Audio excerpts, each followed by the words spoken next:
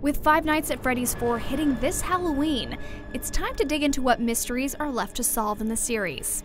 These questions left unanswered in the previous Five Nights at Freddy's games may even provide clues as to what to expect in the upcoming final chapter. Let's take a peek. Spoilers ahead. The main vehicle through which most of the Five Nights at Freddy's story is told throughout all three games is the phone guy. Hey, glad you came back for another night. I promise it'll be a lot more interesting this time. In Five Nights at Freddy's 1, the assumed sequel to Five Nights at Freddy's 2, Phone Guy is attacked and is thought to have been killed by animatronics. But this is never confirmed. It's implied his body might have been stuffed in a suit similar to how our protagonists are killed in the game. No doubt his end is a gruesome tale, but how great would it be to finally have closure and know what really happened? Could it be he is still alive? Then there are two particular Freddy Fazbear's mysteries that are begging to be cracked wide open. The missing children incident and the bite of 87. In the missing children incident, we know 5 children were kidnapped and murdered by a man wearing one of the animatronic suits. This man is later revealed to us as Purple Guy, but his appearance only exists inside Five Nights at Freddy's 3's minigames. This case was closed, sort of. But how wonderful would it be to see his physical form brought to justice in the final chapter?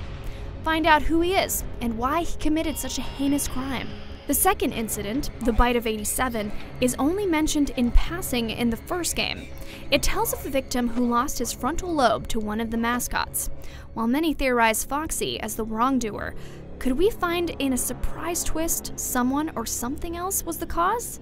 After all, it would take precision for a victim to survive the removal of his or her frontal lobe. Perhaps Purple Guy had something to do with it. This leads me to our 2 or possibly 3 protagonists. Their backstory, who they are, and why they would ever take a job working security at a pizzeria remain big question marks. As of now, all we have to go off of are the names Jeremy Fitzgerald and Mike Schmidt.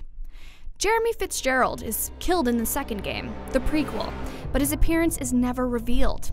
Mike is also killed, however, his appearance is partially revealed in the game over screen at the end of Five Nights at Freddy's, his body stuffed inside a decrepit suit. In Five Nights at Freddy's 3, our protagonist is never even given a name. Could any one of our main guys be the perfect tie-up to our mystery series? A coalition of heroes who sacrifice their lives in an elaborate plan to save Freddy Fazbear's Pizzeria? Or were they the masterminds behind it all?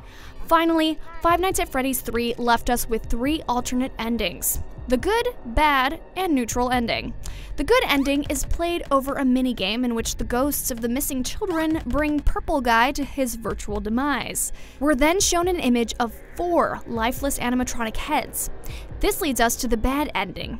Similar to the good ending, Purple Guy meets his end, but we are then presented with 5 animatronic heads instead of 4, all of which sport a curious glowing eye.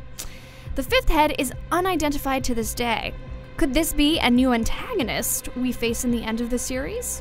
Of all the endings, the neutral ending leaves us with the most intriguing questions. It's of a newspaper clipping sporting the headline, "It burns! Fazbear's Fright burns to the ground!" And the text reveals, items salvaged from the fire are to be sold at public auction. A compelling piece that could hint to our next location. A newly built Freddy Fazbear's restaurant? Maybe we'll be taken to an entirely new attraction. Or better yet, taken even further back in time to where it all began. Theorizing what we might discover in Five Nights at Freddy's 4 is half of the fun, so let us know in the comments below what you hope to see resolved, and for everything else Five Nights at Freddy's, keep it right here on IGN.